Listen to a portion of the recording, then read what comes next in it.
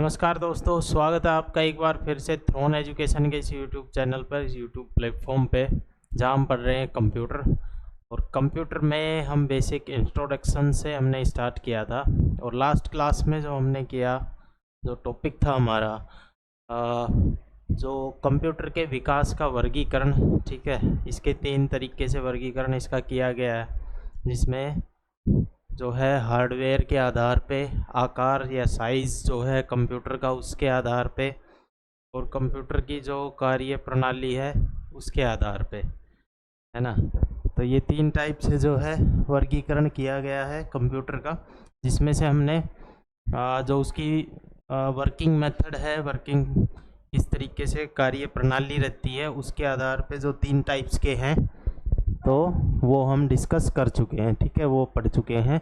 Next जो आता है हमारा वो है हार्डवेयर के उपयोग के आधार पे जो 5 पीढ़ियाँ हैं कंप्यूटर की, ठीक है, 5 जनरेशन्स हैं, ठीक है, उनके बारे में हम आज डिस्कस करेंगे, ठीक है, डिटेल से। तो हार्डवेयर के उपयोग के आधार पे जो 5 पीढ़ियाँ हैं उसका शुरू करते हैं हम। तो हमारा टॉपिक आज का वो है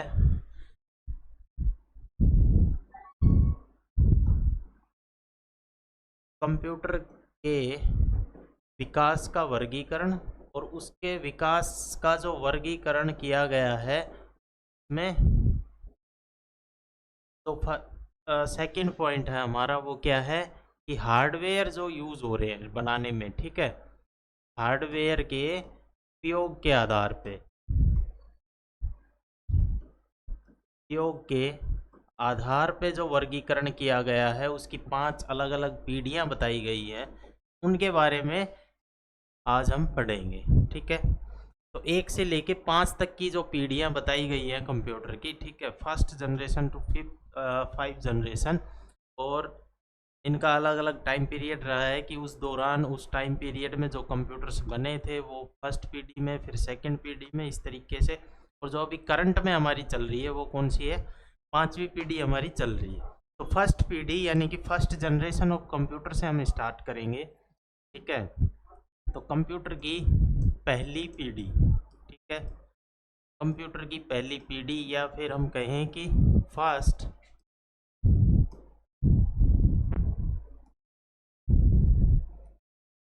फर्स्ट जनरेशन ऑफ कंप्यूटर, जब फर्स्ट जनरेशन ऑफ कंप्यूटर हम पढ़ेंगे तो जो कंप्यूटर की पहली पीढ़ी है उसके बारे में, ठीक है। हमने जैसा कि पहले बताया था, जब डिस्कस किया था, हार्डवेयर के उपयोग के आधार पे 5 पीढ़ियां हमने बताई थी अलग अलग, ठीक है। उनको डिवाइड कैसे किया गया कि एक टाइम पीरियड, और उस टाइम पीरियड के दौरान जो कंप्यूटर्स बने उनको उस पीढ़ी के अंतर्गत लिया गया, ठीक है। तो पहली पीढ़ी का अगर हम टाइम पीरियड की बात करें तो 1942 से और जो 1955 तक का जो टाइम था, ठीक है, इस दौरान का जो ये जो टाइम था, ये कंप्यूटर की पहली पीढ़ी बताई जाती है। और इस दौरान जो कंप्यूटर्स बने थे वो कंप्यूटर की पहली पीढ़ी या फिर फर्स्ट जनरेशन ऑफ कंप्यूटर कहलाती है, ठीक है। तो कंप्यूटर की जो पहली पीढ़ी है वो कौन सी है? जो 1942 से लेके 1955 तक का जो टाइम था, इस दौरान जो कंप्यूटर्स बने वो सब किस में आते हैं? कंप्यूटर की पहली पीढ़ी या फिर फर्स्ट जनरेशन ऑफ कंप्यूटर में, ठीक है। तो इसके बारे में डिटेल से पढ़ते हैं कि इस दौरान जो कंप्यूटर्स बने थे उनमें क्या यूज़ होता था, कैसे वो काम करते थे, ठीक है, क्या उनकी कैरेक्टरिस्टिक्स थी, क्या लिमिटेशंस थी। तो सबसे पहले हम हार्डवेयर के बारे में पढ़ रहे हैं कि हार्डवेयर के जो उपयोग किया गया हार्डवेयर का, उसके आधार पे इनको डिवाइड किया गया। तो बेसिक सी चीज़ है कि हार्डवेयर जो यूज़ हुए हैं उन्हीं के बारे में डिस्कस करेंगे, ठीक है। तो जो पहली पीढ़ी के जो कंप्यूटर्स बने थे उनमें जो मेन चीज़ यूज़ की गई थी कंप्यूटर को बनाने में वो क्या थी? वैक्यूम ट्यूब के जरिए, वैक्यूम ट्यूब्स का यूज़ किया गया था कंप्यूटर को बनाने में, ठीक है, वैक्यूम ट्यूब्स, ठीक है। वैक्यूम ट्यूब का यूज़ किया गया कंप्यूटर को बनाने में। कब? जो कंप्यूटर की फर्स्ट जनरेशन थी उसमें, उसके दौरान जितने भी कंप्यूटर्स बने थे उसमें वैक्यूम ट्यूब्स यूज़ की गई थी। ठीक है। वैक्यूम ट्यूब को हिंदी में बोलते हैं निर्वात ट्यूब, निर्वात ट्यूब, ठीक है, निर्वात ट्यूब होती है ये। तो कंप्यूटर बनाने के लिए वैक्यूम ट्यूब का यूज़ कब किया गया था? फर्स्ट जनरेशन ऑफ कंप्यूटर, जो पहली पीढ़ी के जितने भी कंप्यूटर थे उनमें सब में वैक्यूम ट्यूब्स का यूज़ किया गया था, ठीक है।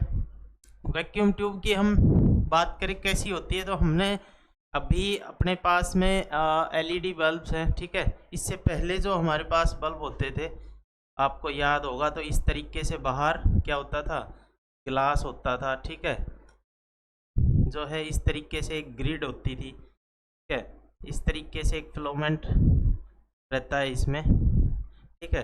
तो ऐसा कुछ इसी शेप का क्या होती थी, ट्यूब्स रहती थी, ठीक है, जो इलेक्ट्रिक करंट को कंट्रोल करने के लिए वैक्यूम ट्यूब्स यूज़ की जाती थी कंप्यूटर को बनाने में, ठीक है। तो ये थी आपकी वैक्यूम ट्यूब्स यूज़ की जाती थी कब, जो पहली जनरेशन थी उसके के अंदर। अब जब ये वैक्यूम ट्यूब्स यूज़ होती थी, इसके कुछ क्या थे, इसकी वजह से जो है,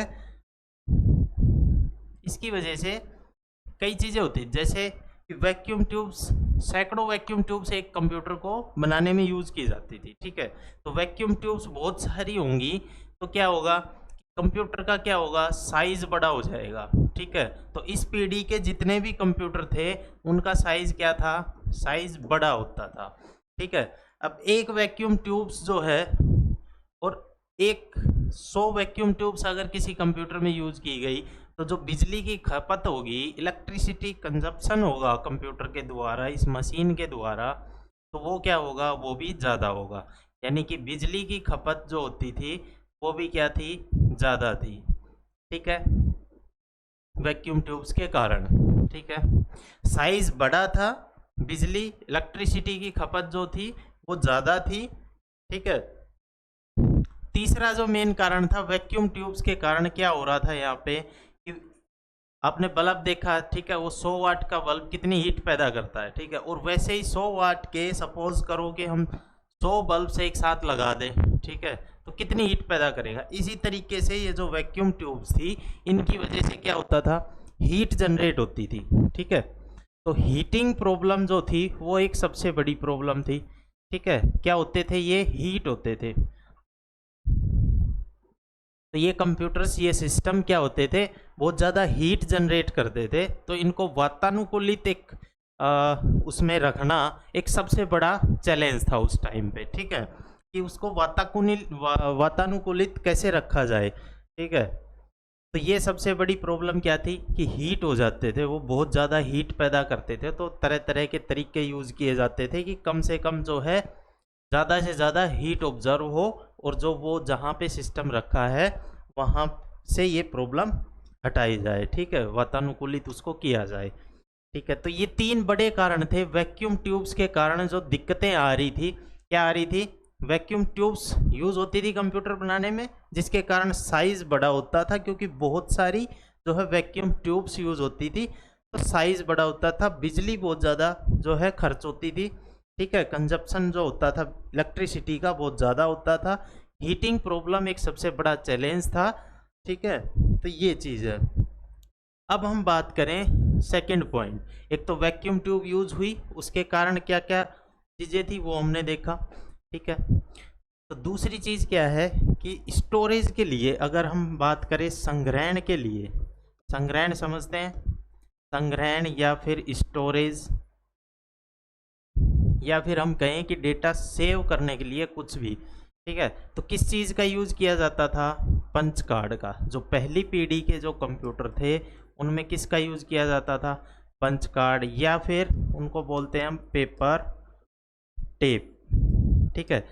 पंच कार्ड या पेपर टेप का उपयोग किया जाता था किस चीज़ के अंदर, डेटा स्टोर या संग्रहण के लिए।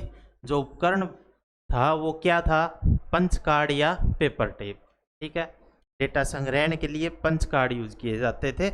इससे पंच कार्ड की जो क्या होती है कैपेसिटी, वो क्या होती है, कम होती है, ठीक है, कैपेसिटी क्या होती है, कम होती है। तो इसकी वजह से जो संग्रहण क्षमता थी किसी भी डेटा को स्टोर करने की, वो क्या थी, कम, संग्रहण क्षमता कम होती थी।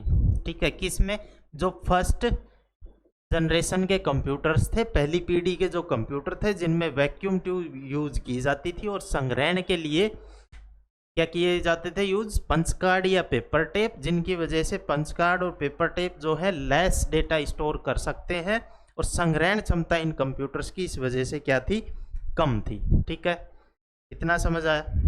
नेक्स्ट पॉइंट, 2 पॉइंट हो गए हमारे, वैक्यूम ट्यूब्स यूज़ की और पंच कार्ड्स यूज़ किए। ठीक है, इनकी वजह से जो चीज़ें थी वो हमने देखी। ठीक है, सेकंड थर्ड थिंग क्या है कि इनका जो प्रोग्राम बनाया जाता था या इनपुट दिया जाता था, इनमें जो भाषा यूज़ की जाती थी, ठीक है, भाषा या फिर हम बात करें जो लैंग्वेज थी यहाँ पे इन कंप्यूटर्स में, वो कौन सी थी आपकी, मशीनी भाषा, या फिर हम कहें मशीनी भाषा, या फिर low level language, low level language, जिसको हम क्या कहते हैं, निम्न स्तरीय भाषा। निम्न स्तरीय भाषा का यूज़ किया जाता था कंप्यूटर्स की प्रोग्रामिंग में। ठीक है, भाषा कौन सी यूज़ होती थी, मशीनी भाषा या फिर निम्न स्तरीय भाषा, लो लेवल लैंग्वेज, जिसके अंदर प्रोग्राम लिखना क्या होता था, कठिन होता था। ठीक है, ये भाषाएं क्या होती थी, कठिन होती थी, इजी नहीं होती थी, हर कोई इन भाषाओं में प्रोग्राम लिखना नहीं जानता था। ठीक है, उसके बाद और क्या होता था, तो इन चीज़ों से जो है ओवरऑल जो कंप्यूटर की गति निकल के आती थी, इन सभी चीज़ों की वजह से जो कंप्यूटर की इस पीढ़ी के जो कंप्यूटर होते थे उनकी गति क्या होती थी, कम होती थी। ठीक है, आकार बड़ा होता था, बिजली खपत ज़्यादा होती थी, हीटिंग प्रॉब्लम होती थी, जो संग्रहण की क्षमता थी, डेटा स्टोर करने की क्षमता थी, ज़्यादा थी, प्रोग्रामिंग भाषा मशीनी भाषा थी, लो लेवल लैंग्वेज थी, निम्न स्तरीय भाषा थी। ठीक है, और कंप्यूटर्स की गति क्या रहती थी, बिल्कुल कम रहती थी। तो ये कुछ चीज़ें थी जो आपकी फर्स्ट जनरेशन है या फिर आपकी पहली पीढ़ी है उसके बारे में। ठीक है, पहली पीढ़ी के कंप्यूटर्स के बारे में। अब हम मोटा मोटा देखें तो इसमें 3 चीज़ें हैं मेनली। क्या, एक तो वैक्यूम ट्यूब्स यूज़ हुई जिसकी वजह से ये 3 चीज़ें सामने आई कि साइज़ बड़ा, बिजली ज़्यादा और हीटिंग प्रॉब्लम। सेकंड थिंग क्या है कि डेटा स्टोरेज वाली, उसके लिए पंच कार्ड या पेपर टेप का यूज़ होता था और लेस कैपेसिटी थी। ठीक है, थर्ड पॉइंट क्या है, भाषा या लैंग्वेज जो थी वो वहाँ पे क्या यूज़ होती थी, मशीनी भाषा या फिर लो लेवल लैंग्वेज यूज़ होती थी, जो कि कठिन होता था उस भाषा में कोई भी प्रोग्राम लिखना। ठीक है, और ओवरऑल जो गति होती थी कंप्यूटर के काम करने की वो क्या होती थी, बिल्कुल कम होती थी उस दौरान के कंप्यूटर्स की।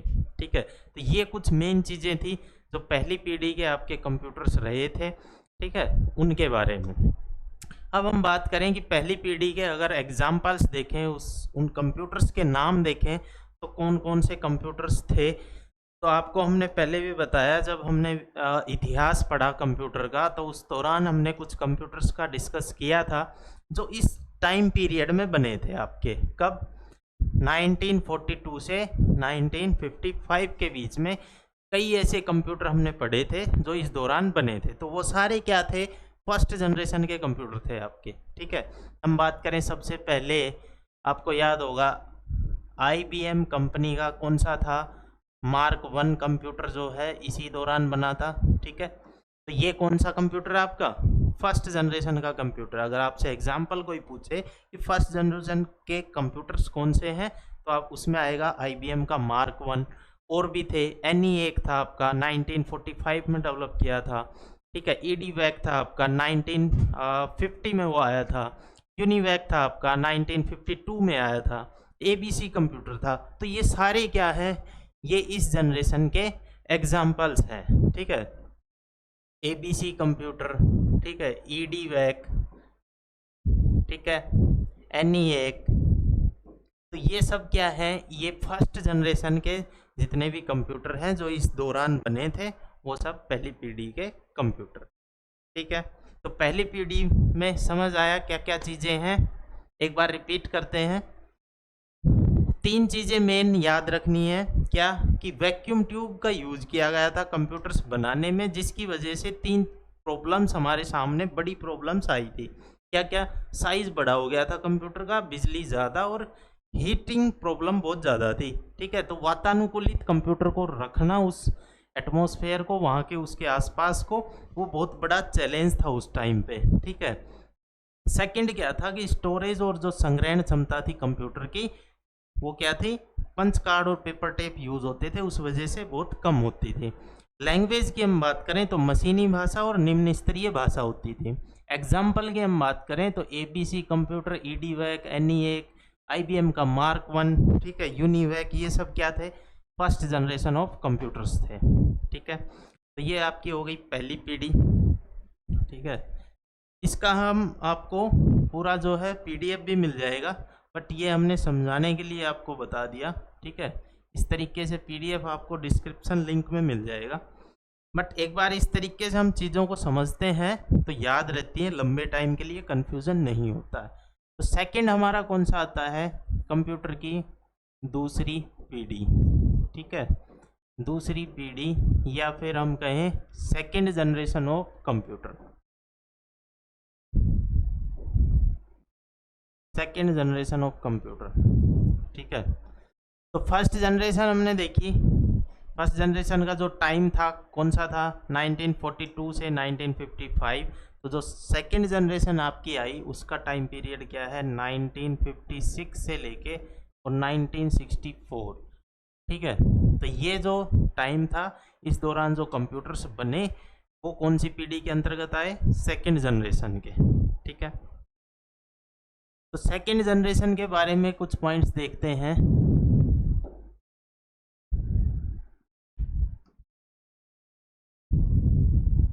सबसे पहले पहली पीढ़ी में क्या था, वैक्यूम ट्यूब्स यूज की बनाने के लिए कंप्यूटर को, उसकी वजह से हमारे सामने कई सारी प्रॉब्लम्स आई।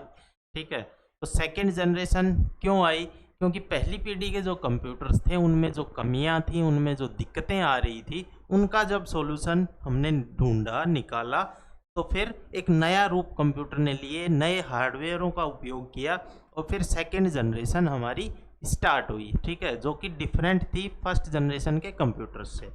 ठीक है, तो ये कैसे डिफरेंट थी, वही चीज़ हम देखते हैं यहाँ पे, कि जब पहली पीढ़ी में हम वैक्यूम ट्यूब्स यूज़ कर रहे थे, ठीक है, वैक्यूम ट्यूब्स यूज़ कर रहे थे, तो साइज़ बड़ा होता था, बिजली खपत ज़्यादा होती थी, ठीक है, हीटिंग प्रॉब्लम होती थी। तो इसका निजात पाने के लिए क्या किया, वैक्यूम ट्यूब्स की जगह पे हमने क्या किया कि वैक्यूम ट्यूब्स की जगह पे क्या यूज़ किया, ट्रांजिस्टर्स, ट्रांजिस्टर्स यूज़ किए गए।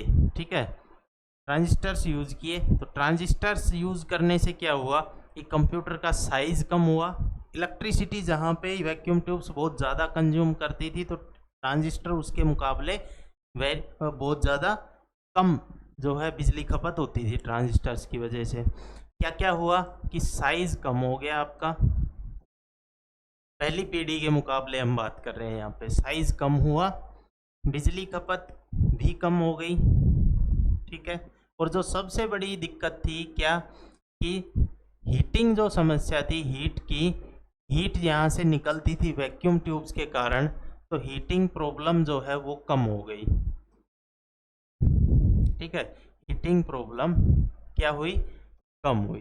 ठीक है, तो ये 3 जो मेन चीज़ें थी उन पे कुछ हद तक जो है निजात पा ली थी, कब, सेकंड जनरेशन में, कि साइज़ भी कम हो गया फर्स्ट पीढ़ी के मुकाबले, बिजली भी खपत कम हुई, और जो गर्म हो जाता था सिस्टम हमारा, वो भी क्या हुआ, वो भी गर्म होने की समस्या जो थी वो भी ख़त्म हुई। ठीक है, तो वैक्यूम ट्यूब्स की जगह पे क्या आ गए, ट्रांजिस्टर्स आ गए।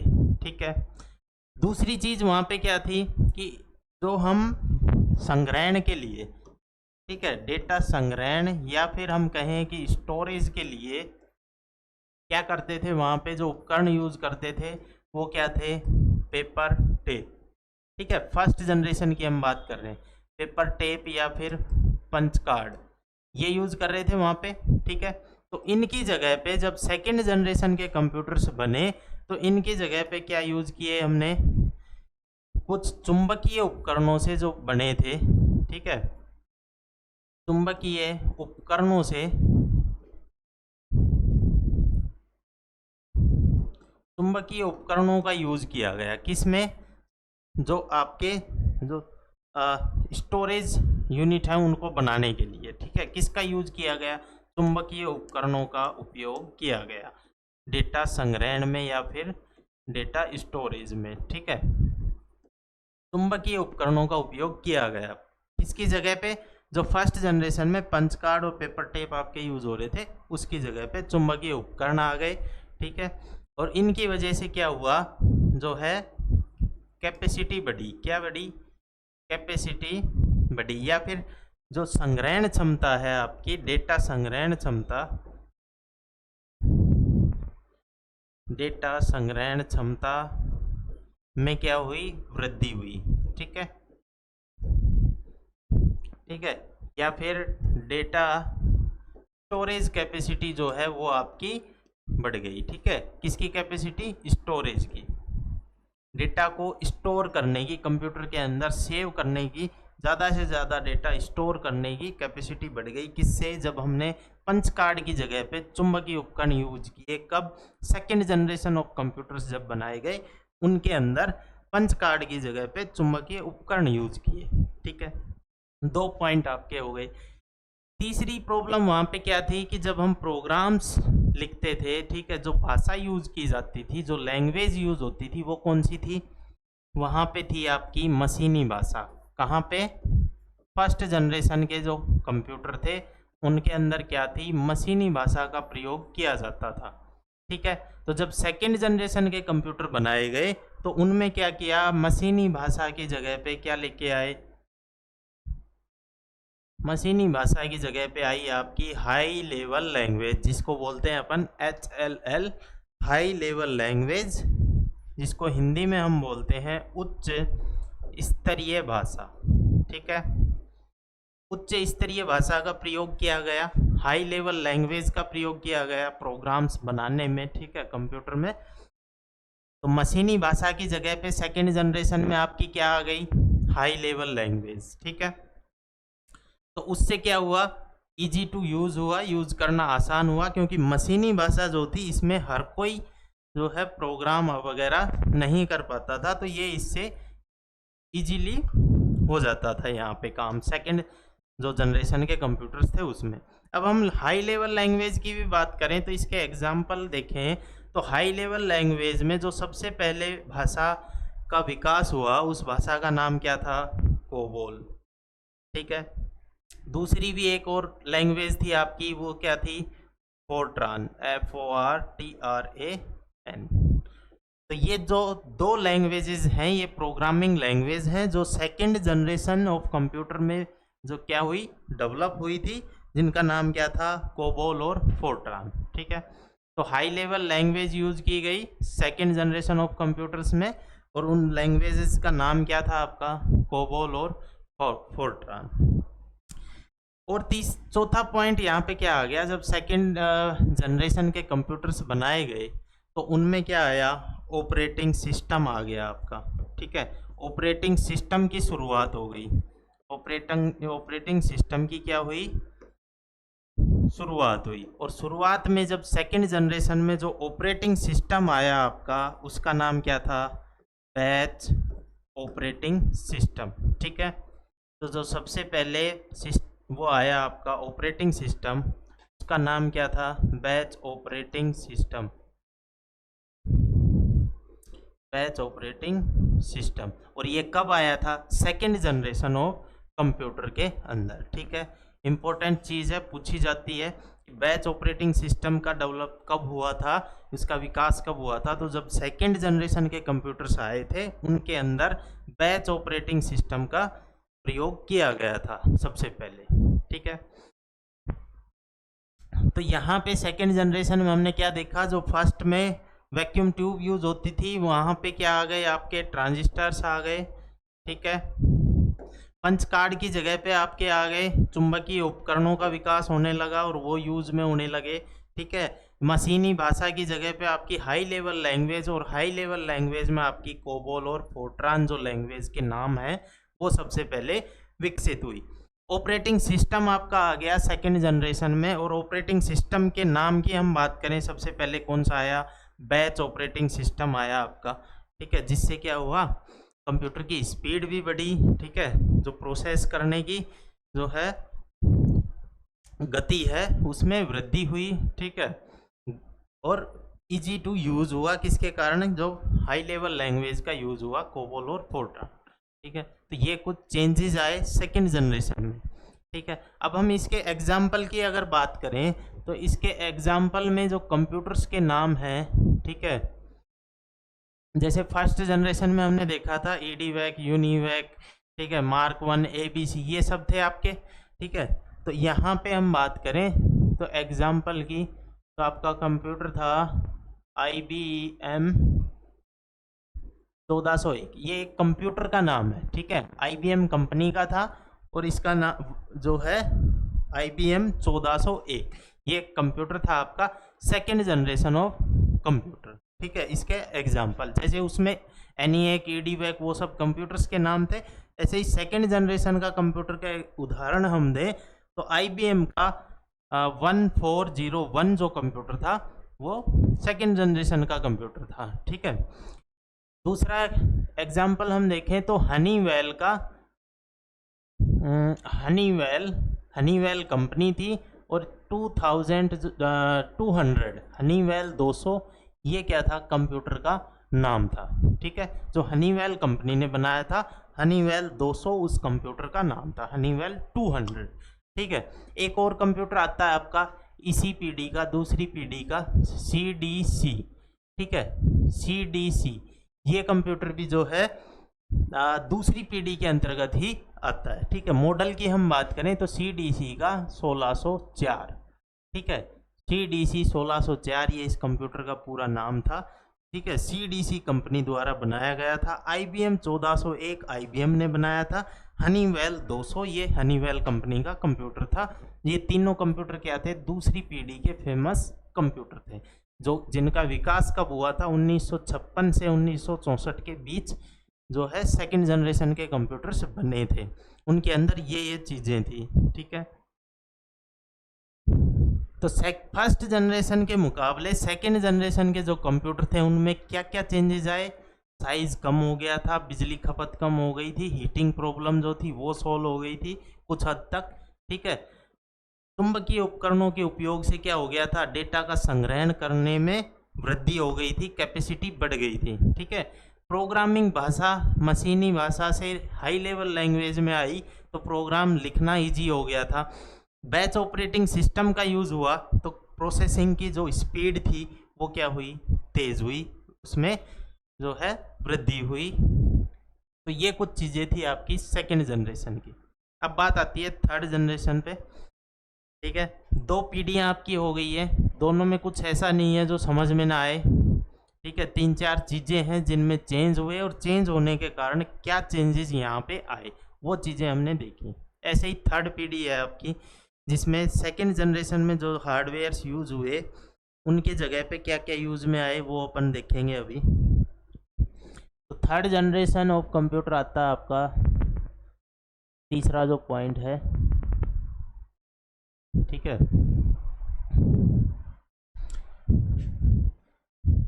थर्ड क्या है, कंप्यूटर की तीसरी पीढ़ी। ठीक है, कंप्यूटर की तीसरी पीढ़ी या फिर third generation of computer, third generation of computer.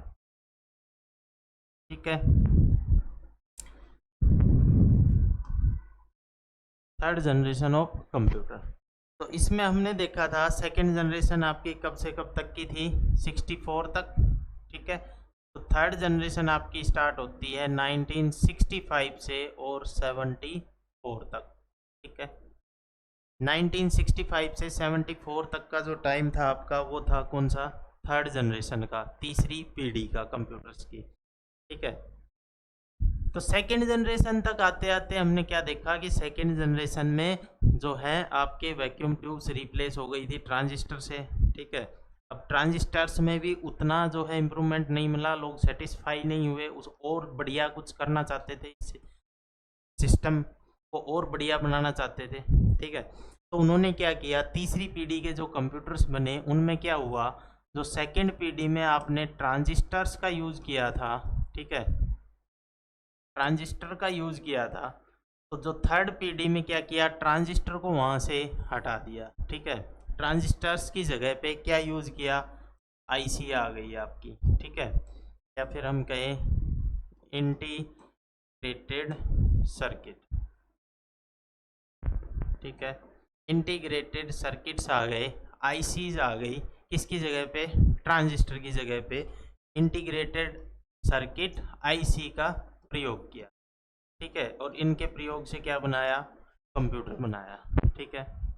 तो इससे क्या हुआ, जब आईसी आई, ठीक है, तो डिफरेंट बहुत सारे ट्रांजिस्टर्स लगते थे, लेकिन आईसी जब आई तो आईसी के अंदर काफ़ी कंपोनेंट लग जाते थे। जैसे आईसी के अंदर एक सर्किट, जब इंटीग्रेटेड सर्किट बनाया जाता है तो उसमें ट्रांजिस्टर, कैपेसिटर, आपका रजिस्टर, इस तरह के जितने भी जो है इलेक्ट्रॉनिक कंपोनेंट्स हैं वो सब एक ही सर्किट के अंदर, आईसी के अंदर लग के और एक सर्किट तैयार हो जाता है, ठीक है। जिससे क्या होगा, कंप्यूटर का ओवरऑल साइज कम हो जाएगा।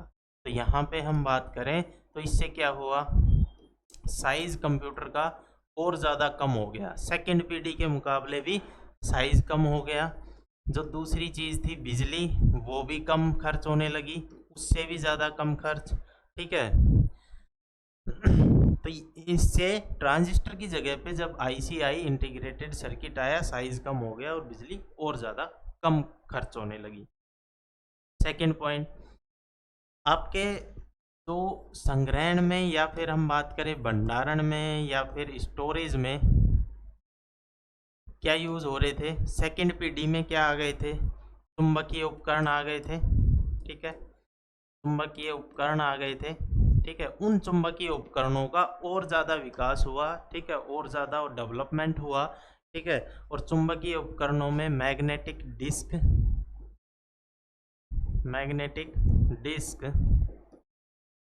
या फिर मैग्नेटिक टेप का विकास हुआ, ठीक है। और उनके विकास से क्या हुआ, डेटा और ज़्यादा स्टोर कर सकते थे, इजीली स्टोर कर सकते थे, ठीक है। तो संग्रहण के अंदर चुंबकीय उपकरण आपके आ गए थे सेकेंड जनरेशन में ही, ठीक है। बट थर्ड जनरेशन आते आते क्या हुआ, और ज़्यादा विकास हुआ, और मैग्नेटिक डिस्क और मैग्नेटिक टेप में विकास हुआ, और उनके विकास से क्या हुआ, डेटा को संग्रहण करना इजी हुआ और ज़्यादा डेटा जो है स्टोर कर सकते थे, ज़्यादा डेटा स्टोर कर सकते थे, ठीक है। तो डेटा ज़्यादा स्टोर होने लगा, ठीक है। थर्ड पॉइंट क्या था, लैंग्वेज की बात आती है, ठीक है, भाषा की बात आती है। तो हमने क्या देखा था कि सेकंड जनरेशन में हाई लेवल लैंग्वेज आपकी आ गई थी, ठीक है, HLL जिसको हमने बोला था, हाई लेवल लैंग्वेज आ गई थी। उन सेकंड जनरेशन में जो हाई लेवल लैंग्वेज आई, ठीक है, जिनको हम बोलते हैं उच्च स्तरीय भाषा, उनका और ज़्यादा विकास हुआ, ठीक है, और ज़्यादा विकास हुआ इनका, जो हाई लेवल लैंग्वेजेस हैं, ठीक है। और फर्स्ट में जब हमारे पास कोबोल और फोर्ट्रान भाषा जो आई थी, लैंग्वेज आई थी, उसके बाद जो लैंग्वेजेस आई उनके अंदर आपकी PL1 ऐड हो गई, ठीक है।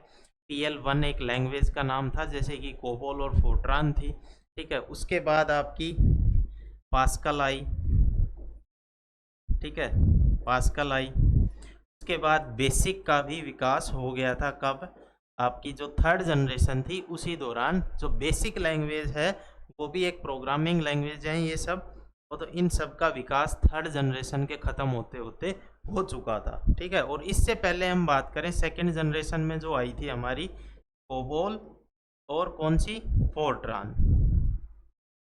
ठीक है, कोबोल और फोर्ट्रान। तो ये सब भाषाओं का और ज़्यादा विकास हुआ कोबोल और फोर्ट्रान का, कब, थर्ड जनरेशन में।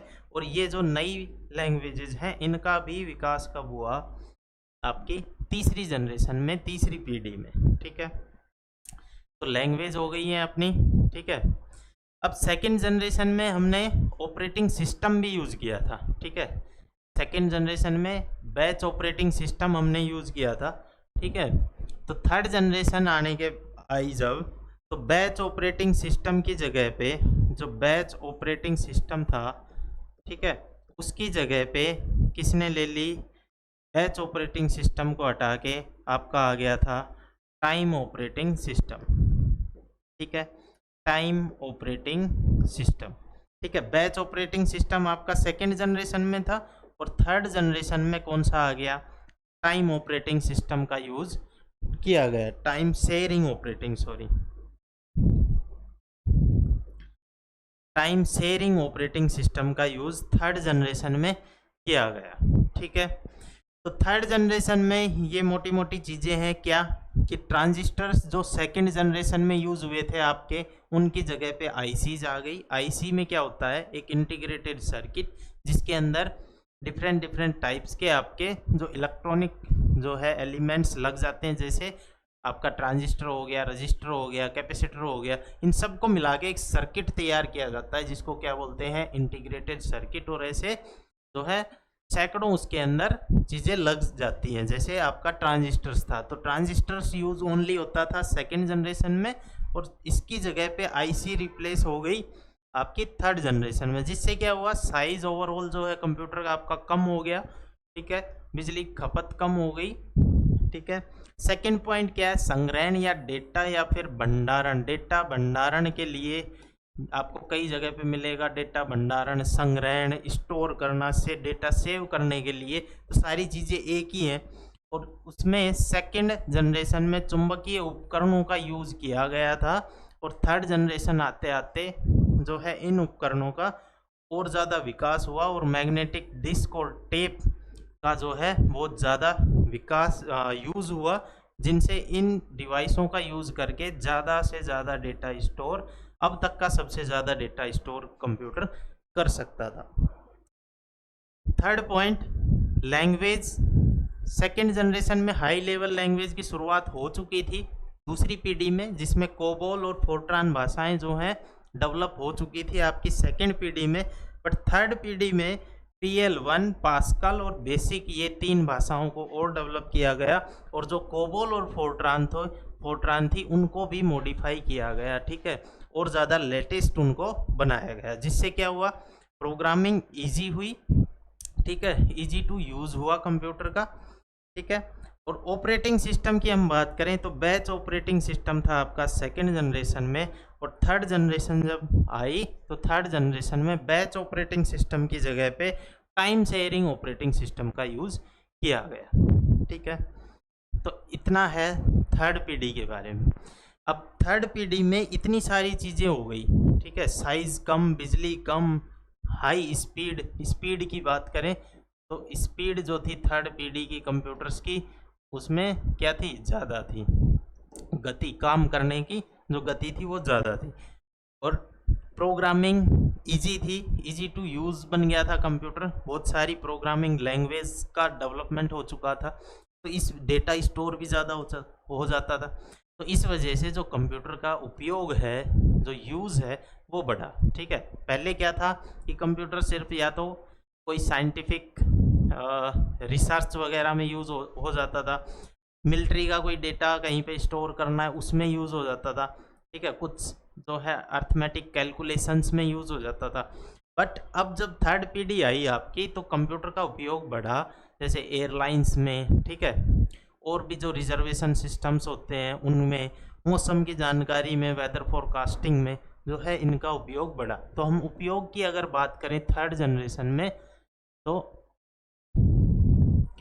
एयरलाइंस वगैरह में क्या हुआ, यूज़ होने लगा, किसमें, रिजर्वेशन वगैरह में, ठीक है। वेदर फोरकास्टिंग में, वेदर फोरकास्टिंग, या फिर हम कहेंगे मौसम की जानकारी वगैरह में, ठीक है। मार्केटिंग में भी यूज़ हुआ, ठीक है, व्यवसाय में जो है थोड़ा थोड़ा यूज़ होने लगा, कब से, थर्ड जनरेशन से, ठीक है, क्योंकि ओवरऑल चीज़ें जो हैं लोगों को समझ में आ गई थी, यूज़ करने के लायक हो गया था कंप्यूटर, ठीक है। तो ये थी आपकी तीसरी पीढ़ी। अगर हम एग्जाम्पल की बात करें, ठीक है, तो एग्जाम्पल तीसरी पीढ़ी में जो IBM ने ही आपके बना दिए थे, IBM का 360, ठीक है, ये कंप्यूटर का एग्जाम्पल है तीसरी पीढ़ी का, ये IBM का 360। और ये कंप्यूटर का नाम था, कंप्यूटर किसका था कि IBM कंपनी का 360, इसका एक तरीके से हम कहें कि मॉडल था, ठीक है। दूसरा NCR 395, ठीक है, ये भी एक कंप्यूटर था NCR 395, ठीक है। तो ये कुछ कंप्यूटर थे आपके तीसरी पीढ़ी। तीन पीढ़ियाँ हमारी हो चुकी हैं, पहली में वैक्यूम ट्यूब, फिर ट्रांजिस्टर और फिर IC चिप आपकी आ चुकी थी। अब चौथी पीढ़ी के बारे में पढ़ते हैं। फोर्थ जनरेशन ऑफ कंप्यूटर क्या है आपकी, ठीक है। तो कंप्यूटर की चौथी पीढ़ी के बारे में पढ़ते हैं।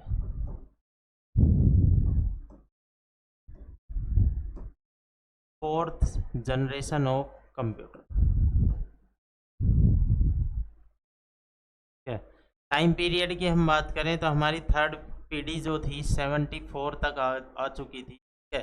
तो 1975 से, और जो 89 का टाइम है वो कौन सा है आपका, 1975 से और 1989 की जो टाइम माना जाता है वो है कंप्यूटर की चौथी पीढ़ी या फिर फोर्थ जनरेशन ऑफ कंप्यूटर। इसमें क्या हुआ, हमने जैसा देखा तीसरी पीढ़ी में ICs आ गई थी, ठीक है, ICs इंटीग्रेटेड सर्किट आ गया था। तो चौथी पीढ़ी आते आते क्या हुआ, एक आपकी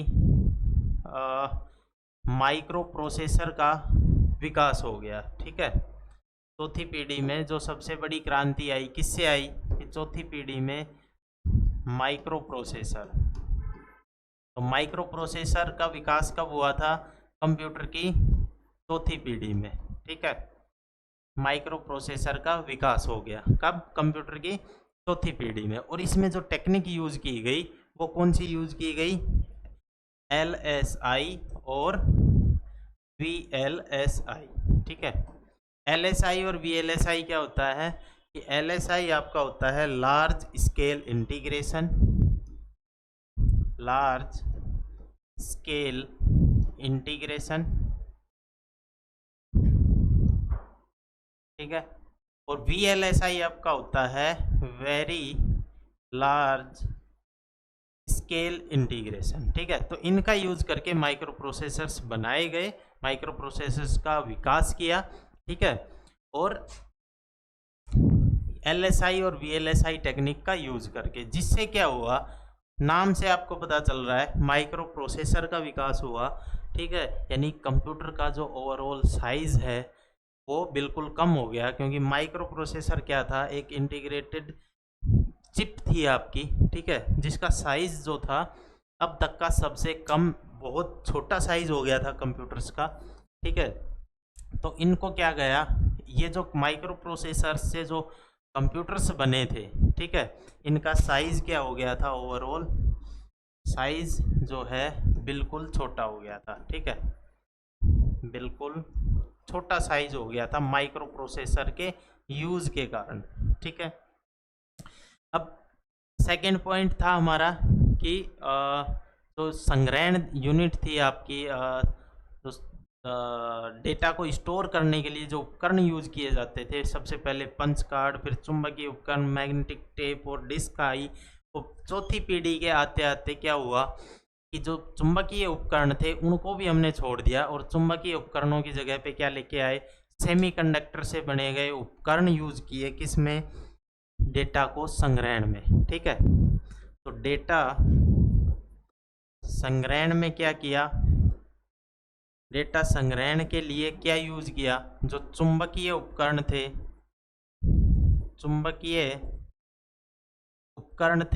चुंबकीय उपकरण हमने यूज किए सेकेंड और थर्ड जनरेशन में, ठीक है। तो थर्ड जनरेशन के बाद चुंबकीय उपकरण क्या किए, बंद किए यूज करने, और इसकी जगह पे क्या किए, जो सेमीकंडक्टर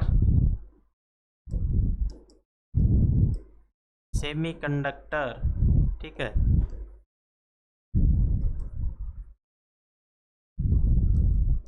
सेमीकंडक्टर से जो उपकरण बनाए जाते थे संग्रहण के लिए, उनका यूज किया गया। ठीक है, सेमीकंडक्टर उपकरणों का यूज किया गया। ठीक है, सेमीकंडक्टर उपकरणों का प्रयोग किया किसमें?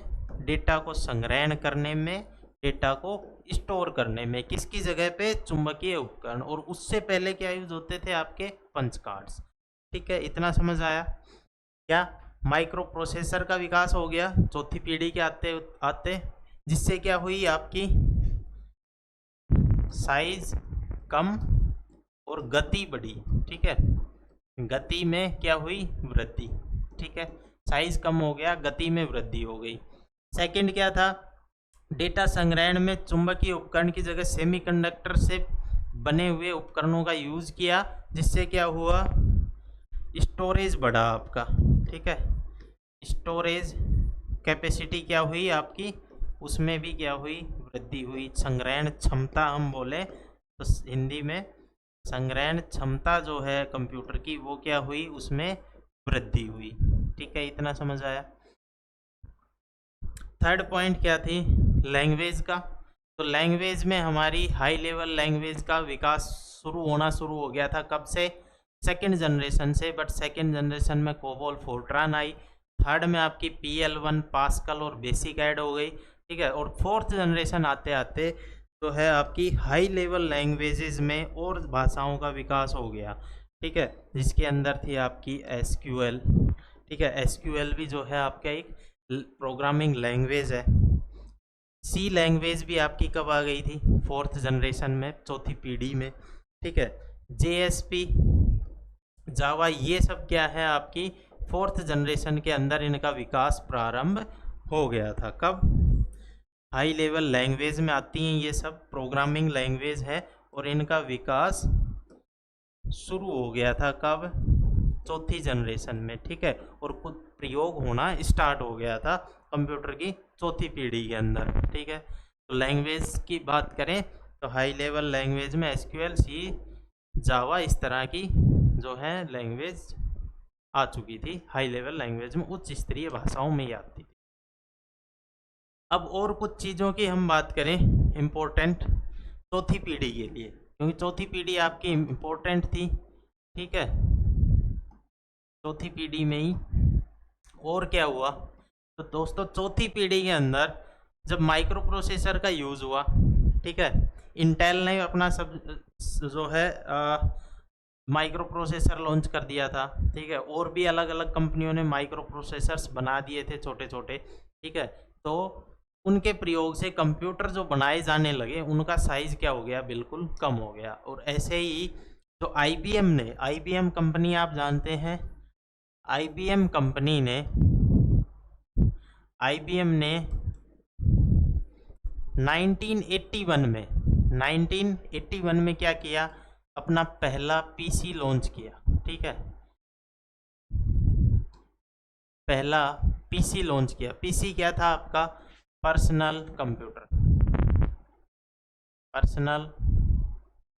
कंप्यूटर। ठीक है, तो IBM कंपनी ने दुनिया का पहला PC लॉन्च किया। कब? 1981 के अंदर। ठीक है, 1981 के अंदर पहला PC अपना जो है लॉन्च किया। ठीक है, जो कि बहुत ही छोटा था, एक टेबल पे रख के अपना काम कर सकते थे। ठीक है, और क्या हुआ? चौथी पीढ़ी के अंदर ही जो है रैम का पूरे तरीके से विकास हो गया। ठीक है, और रैम का विकास हुआ और यूज होने लगा रैम का कंप्यूटर्स के अंदर। ठीक है, जिससे क्या हुआ? रैम के यूज से कंप्यूटर्स की गति में वृद्धि हुई। ठीक है, जो है स्पीड काम करने की, कंप्यूटर की स्पीड में क्या हुआ? स्पीड बढ़ी कंप्यूटर की। ठीक है, क्या क्या हमने डिस्कस किया कि माइक्रो प्रोसेसर का विकास हुआ जिससे ओवरऑल साइज कम हुआ। टेक्नोलॉजी की हम बात करें तो माइक्रो प्रोसेसर में जो टेक्नोलॉजी आपकी यूज हुई थी, आपकी LSI और VLSI, लार्ज स्केल इंटीग्रेशन और वेरी लार्ज स्केल इंटीग्रेशन। ठीक है, इससे क्या हुआ कि साइज कम हुआ। ठीक है, गति में क्या हुई? वृद्धि हुई, स्पीड हाई हुई। ठीक है, संग्रहण क्षमता डेटा स्टोरेज की हम बात करें तो डेटा स्टोरेज ज़्यादा हुआ। क्यों हुआ? क्योंकि चुंबकीय उपकरण जो मैग्नेटिक जो डिवाइसेस थी उनकी जगह पे क्या किया, मैग्नेटिक टेप और मैग्नेटिक डिस्क जो थी उनकी जगह पे सेमीकंडक्टर से बने गए उपकरणों का यूज़ किया, जिससे भंडारण क्षमता बढ़ी, संग्रहण क्षमता बढ़ी। नेक्स्ट पॉइंट है हाई लेवल लैंग्वेज और ज़्यादा विकास हुआ, जिसमें आपकी एसक्यूएल, जावा, ठीक है, और सी टाइप की जो लैंग्वेज है प्रोग्रामिंग लैंग्वेज उनका विकास हुआ। ठीक है, उसके बाद 1981 में आईबीएम ने अपना पहला पर्सनल कंप्यूटर लॉन्च किया।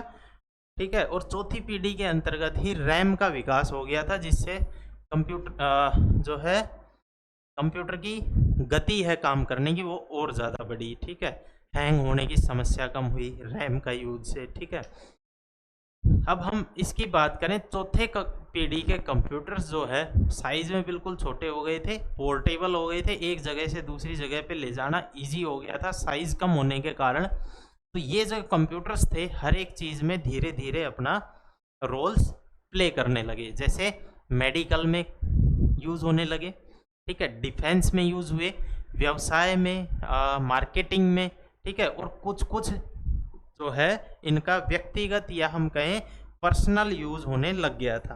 कब? चौथी पीढ़ी में 1989 तक जो है पर्सनल यूज़ में कंप्यूटर्स आने लग गए थे। ठीक है, और इनके एग्जाम्पल्स की हम बात करें तो वही है एग्जाम्पल, जैसा कि हमने देखा आईबीएम ने अपना जो है पहला पीसी लॉन्च कर दिया था। कब? 1981 में। तो इसके एग्जाम्पल की हम बात करें तो सबसे बड़ा एग्जाम्पल इसका यही है कि आईबीएम का जो पीसी लॉन्च हुआ था वो क्या था, एक चौथी पीढ़ी का कंप्यूटर था। ठीक है, और एप्पल ने भी इस दौरान चौथी पीढ़ी में अपने कंप्यूटर्स बना दिए थे। ठीक है, तो एप्पल के जो कंप्यूटर थे वो भी चौथी पीढ़ी में आ गए थे। ठीक है, जो कि साइज में बहुत छोटे होते थे, स्पीड ज़्यादा होती थी काम करने की। ठीक है, स्टोरेज क्षमता ज़्यादा होती थी और एक से ज़्यादा काम एक साथ कर सकते थे। तो इस तरीके के कंप्यूटर्स आपके 89 तक आ चुके थे। इस ये जो चौथी पीढ़ी थी आपकी 1974 से और 1989 के बीच। ठीक है, फोर्थ जनरेशन। तो ये सब कहाँ आ गए थे? आपकी चौथी पीढ़ी में। ठीक है, तो ये थी दोस्तों आपकी चौथी पीढ़ी। ठीक है, फोर्थ जनरेशन ऑफ कंप्यूटर, जिसके बारे में ये सब चीज़ें हमने देखी। ठीक है, इन सभी चीज़ों का आपका थ्योरी का पार्ट आपको मिल जाएगा डिस्क्रिप्शन लिंक में या फिर टेलीग्राम चैनल पे। ठीक है, वहाँ से आप इजीली पढ़ सकते हैं, रिवीजन कर सकते हैं। ठीक है, अब लास्ट जो है हमारा आता है, पांचवी पीढ़ी हमारी बचती है, फिफ्थ जनरेशन ऑफ कंप्यूटर। ठीक है, 4 पीढ़ियाँ हमारी हो चुकी हैं। तो पांचवी पीढ़ी जो है कंप्यूटर की उसके बारे में देखते हैं, और उसके बारे में हम सब जानते हैं अभी, क्योंकि पांचवी पीढ़ी जो है वो अभी करंट वाली पीढ़ी है हमारी। ठीक है, फिफ्थ जनरेशन। फिफ्थ जनरेशन कौन सी है? फिफ्थ जनरेशन जो अभी करंट में आज तक चल रही है। कब से? 1989 के बाद और टिल डेट। ठीक है, टिल डेट तक जो चल रही है या फिर प्रेजेंट टाइम तक जो आपकी पीढ़ी चल रही है वो कौन सी है आज तक की? वो आपकी है पांचवी पीढ़ी। ठीक है, तो वो आपकी है पांचवी पीढ़ी। अब चौथी पीढ़ी में हमने पढ़ा था कि माइक्रो प्रोसेसर अपना आ गया था। ठीक है, जिसमें बहुत सारे उपकरण जो हैं आपके इलेक्ट्रॉनिक उपकरण एक ही सर्किट में लगाए जा सकते थे, जिससे क्या हुआ, आपका साइज जो है एक ही माइक्रो प्रोसेसर में बहुत सारे उपकरण लग गए और एक जो है चिप बन गई। ठीक है, चिप के आकार की, और कंप्यूटर का साइज क्या हो गया? कम हो गया। बट पांचवी पीढ़ी के आते आते जो टेक्नोलॉजी चौथी पीढ़ी में यूज़ की थी हमने, कौन सी? VLSI और LSI यूज़ की थी। ठीक है, तो पांचवी पीढ़ी के जब कंप्यूटर्स आए तो VLSI और LSI की जगह पे क्या आ गया आपका? ULSI। ठीक है, जिसको हम बोलते हैं अल्ट्रा लार्ज स्केल इंटीग्रेशन। ठीक है, तो ULSI क्या होता है? अल्ट्रा लार्ज स्केल इंटीग्रेशन, जिसके अंदर हजारों जो है छोटे छोटे इलेक्ट्रॉनिक उपकरण, जैसे आपका ट्रांजिस्टर, रजिस्टर, कैपेसिटर, ये सब क्या है, एक ही चिप के अंदर, एक ही सर्किट के अंदर लगाए जा सकते हैं। और आपका जो है माइक्रो प्रोसेसर का साइज क्या हुआ इनके कारण, का आकार क्या हो गया? बिल्कुल छोटा। ठीक है, इस टेक्निक के कारण क्या हो गया? बिल्कुल छोटा हो गया। ठीक है, और कैसा हो गया कि हाथ में लेके अपन उसको जो है मूवमेंट कर सकते हैं, एक जगह से दूसरी जगह पे रख सकते हैं, जैसा कि आपका लैपटॉप है। ठीक है, अभी जो यूज़ होने वाले आपके डेस्कटॉप्स हैं, ठीक है, आपका पैमटॉप है, ठीक है, टैब है, तो ये सब क्या है? ये 5वीं पीढ़ी के उदाहरण हैं जिनके अंदर ULSI जो है चिप का प्रयोग किया जाता है। ठीक है, जिसके एक ही सर्किट के अंदर हजारों सैकड़ों जो है छोटे छोटे उपकरण जो है इलेक्ट्रॉनिक्स के, वो लगा के, और जिससे उसका साइज कम होता है। ठीक है, अब हम जो है संग्रहण की बात करें, स्टोरेज की, तो 5वीं पीढ़ी में क्या क्या है हम सब जानते हैं, क्या क्या यूज़ होते हैं। क्या आपकी जो है हार्ड डिस्क है, ऑप्टिकल डिस्क है, ठीक है, CD है, DVD है, पेन ड्राइव है, ये सब क्या है? ये आपकी 5वीं पीढ़ी में यूज़ होने वाले जो है स्टोरेज डिवाइसेस हैं एक तरह से। ठीक है, तो 5वीं पीढ़ी के अंदर इन सब का विकास हुआ, हम सब जानते हैं। ठीक है, और क्या हुआ 5वीं पीढ़ी के अंदर? आपका इंटरनेट जो है, इंटरनेट का विकास हुआ। ठीक है, ईमेल्स आ गए। ठीक है, आपका वेब आ गया। ठीक है, और इंटरनेट के माध्यम से हजारों तरीके के काम जो है हम कर सकते हैं। ठीक है, आपका एक चीज़ और थी 4th पीढ़ी में, जब हम इंटरनेट की बात कर रहे हैं, तो जो 4th पीढ़ी के अंदर इंटरनेट का विकास हो गया था। ठीक है, इंटरनेट का विकास जो है वो हो गया था, और इंटरनेट किस टाइप से चलता था उस टाइम पे? लैन और वैन। ठीक है, तो लैन और वैन का जो है विकास भी आपका 4थी पीढ़ी के अंतर्गत ही हो गया था। लैन जो होता है आपका लोकल एरिया नेटवर्क, और वैन जो होता है वाइड एरिया नेटवर्क, तो इनका विकास प्रारंभ हो गया था कब? आपकी 4थी पीढ़ी के अंदर ही। ठीक है, और 5वीं पीढ़ी में जो है आपका ब्लूटूथ है, हॉटस्पॉट है, आज तो भी हम देख रहे हैं। ठीक है, हमारे सामने जो है नई चीज़ें, वो सब कब डेवलप हुई? आपकी 5वीं पीढ़ी के अंदर। और हम यूज़ की बात करें तो यूज़ एजुकेशन में, मल्टीमीडिया में, ठीक है, गेमिंग में, डोमेस्टिक यूज़ है, कॉमर्शियल यूज़ है। ठीक है, आपका वीडियो कॉल, ऑडियो कॉल के लिए, ग्रुप कॉलिंग के लिए, ठीक है, हर एक चीज़ के लिए इंटरनेट जो है, कंप्यूटर आज के टाइम में यूज़ हो रहे हैं। क्यों? क्योंकि एक तो साइज़ बहुत कम है, स्पीड जो है वो हाई है। साइज़ क्या है? सबसे कम है, अभी तक की जनरेशन्स में सबसे कम है। ठीक है, स्पीड की बात करें, काम करने की स्पीड जो है वो क्या है? ज़्यादा है। ठीक है, और क्या है? पोर्टेबल है। पोर्टेबल यानी कि ईजी टू पोर्टेबल है, एक जगह से दूसरी जगह ईजी है, जेब में रख के ले जा सकते हैं, नो प्रॉब्लम। यूज़ कहाँ कहाँ पे? हर एक जगह में यूज़ हो सकता है। किसके कारण? जो इंटरनेट का इतना ज़्यादा विकास हो गया है कि हर एक चीज़ इंटरनेट पे आपको मिल जाती है। भंडारण क्षमता, स्टोरेज कैपेसिटी जो है सबसे ज़्यादा है, आप कितना भी डेटा स्टोर कर सकते हैं। ठीक है, जो डिवाइस अवेलेबल है उसमें। अदरवाइज अभी जो आपने देखा होगा क्लाउड, ठीक है, या फिर ड्राइव के माध्यम से आप इंटरनेट पे डेटा सेव कर सकते हैं। ठीक है, आपको कोई उसमें एक कोई डिवाइस यूज़ करने की भी ज़रूरत नहीं है, इंटरनेट के माध्यम से ही इंटरनेट पे आप अपना डेटा स्टोर कर सकते हैं, अपना अकाउंट बना के। ठीक है, गूगल ड्राइव है, क्लाउड है, ठीक है, और भी काफ़ी सारी इस तरह की चीज़ें हैं जहाँ पे आप अपना डेटा स्टोर कर सकते हैं। ठीक है, आर्टिफिशियल इंटेलिजेंस का जो है विकास हो रहा है 5वीं पीढ़ी में, लगातार जो है प्रयोग चल रहे हैं आर्टिफिशियल इंटेलिजेंस का। यानी कि आर्टिफिशियल इंटेलिजेंस क्या, कंप्यूटर किसी भी विशेष परिस्थिति में अपना निर्णय खुद ले सके। ठीक है, कंप्यूटर को इस काबिल बनाना कि कोई भी विशेष परिस्थिति हो जाए, ठीक है, जिसके बारे में हमने प्रोग्राम नहीं डाला कि भैया ये कहानी हो जाए तो आप ये कर लेना, तो उस बारे में जो है कंप्यूटर अपना डिसीजन, अपना निर्णय खुद ले सके। तो ऐसा उसके अंदर एक तरीके से दिमाग का विकास करना आर्टिफिशियल इंटेलिजेंस है, कंप्यूटर अपना निर्णय खुद ले सके। तो आर्टिफिशियल इंटेलिजेंस के बारे में एक दिन अलग से क्लास लेंगे, ठीक है, बट अभी के लिए इतना समझेंगे कि आर्टिफिशियल इंटेलिजेंस यानी कि कंप्यूटर में खुद से निर्णय लेने का जो है वो डाला जा रहा है कि कंप्यूटर खुद से निर्णय ले सके। इस तरह के प्रयोग जो हैं बार बार चल रहे हैं, रोबोट्स बनाए जा रहे हैं। ठीक है, तो ये सब क्या है, आपकी कंप्यूटर की 5 अलग अलग पीढ़ियाँ थी।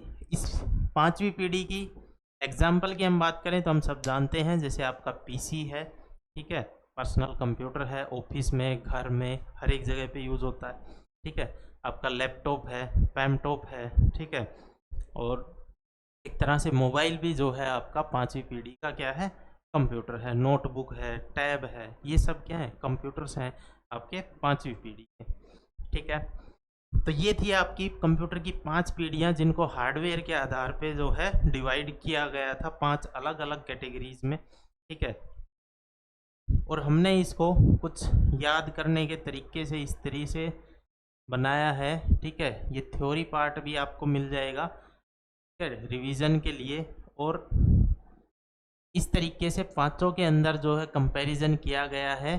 ठीक है, आपको जो है इजी टू लर्न आपको रहेगा, याद करना क्या क्या चीज़ें एक के बाद एक पीढ़ी के अंदर क्या क्या चेंजेस आए, वो सिस्टमेटिक तरीके से यहाँ पे दिखाया गया है। ठीक है, और एक ही बार में आप इसको अच्छे से प्रिपेयर कर सकते हैं, रिवीजन कर सकते हैं। ठीक है, तो दोस्तों ये थे आपके कंप्यूटर की 5 अलग अलग पीढ़ियाँ जो आज की क्लास में हमने पढ़ा।